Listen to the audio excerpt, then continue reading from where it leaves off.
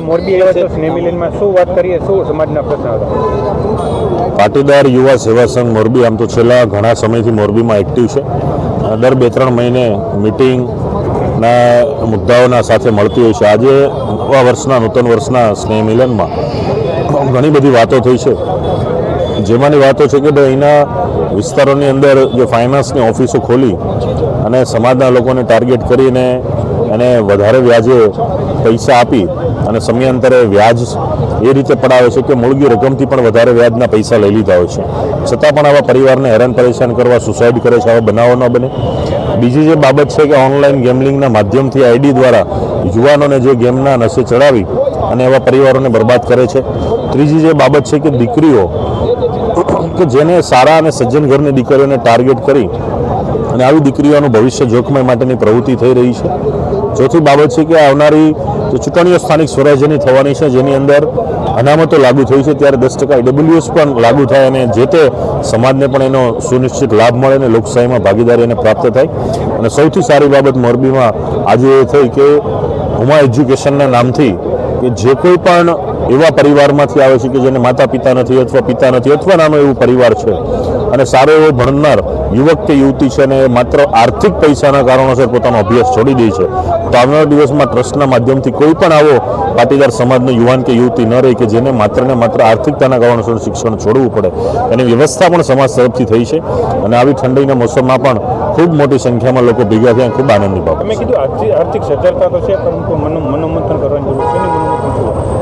આજે આર્થિકતા સદ્ધરતા એ સમાજમાં હોઈ શકે છે, પણ સમાજની અંદર જે ન્યુસન્સ છે, સમાજની અંદર જે પ્રવૃત્તિઓ વધી ગઈ છે, ચાહે વ્યસનની બાબત હોય, ખોટી રસ્તે ચડવાની બાબત હોય, જેમાં ગેમની બાબત વાત કરી, યુવાનો આજે ગેમના રવાડે ચડી ગયા છે, વ્યસન ખોટા થઈ રહ્યા છે, તો એ બધી પ્રવૃત્તિ છે સમાજની નકારાત્મકતામાં વધારો થાય છે, સમાજની શક્તિ ઘટે છે અને આજના યુવાનો છે આવતીકાલનું ભવિષ્ય છે. ત્યારે આવા યુવાનોના ભવિષ્યની ચિંતા કરવી એ સમાજની પવિત્ર ફરજ છે અને ફરજના ભાગરૂપે અમે આજે બાબતો જાહેર કરી છે કે આવી પ્રવૃત્તિઓ ન થવી જોઈએ અને આના માટે સમાજે જે કોઈ પણ પ્રયત્ન કરવા પડે એ ગેરમાર્ગે યુવાનો ન જાય માટેના પ્રયત્ન થવા જોઈએ.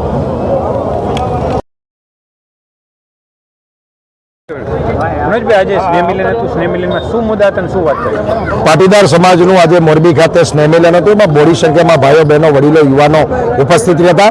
આજે સમાજના ચિંતન મનનનો વિષય હતો. સમાજને જે જે પીડાઓ છે એ શક્તિ દ્વારા પ્રદર્શન કરવાની હતી. આજે બોડી સંખ્યામાં પાટીદારો ઉપસ્થિત રહી અને આવનારા દિવસોમાં જે પાટીદાર સમાજને પીડાઓ છે અને જે સમસ્યાઓ આવવાની છે એની અહીંયા વાત કરી છે. જેમ કે દીકરીઓના પ્રશ્નો ખૂબ છે, ઓનલાઈન ગેમિંગ અને સટ્ટા, વ્યાજખોરી, લુખ્ખાગીરી, રોમિયોગીરી અને 10% અનામત જે પાટીદારોને પણ મળ્યું છે શિક્ષણમાં અને નોકરીમાં, એ EBC અનામત ફરીથી સ્થાનિક સ્વરાજની ચૂંટણીમાં પણ લાગુ પડે એવા મુદ્દાઓ સાથે આજે સ્નેહ મિલન હતું.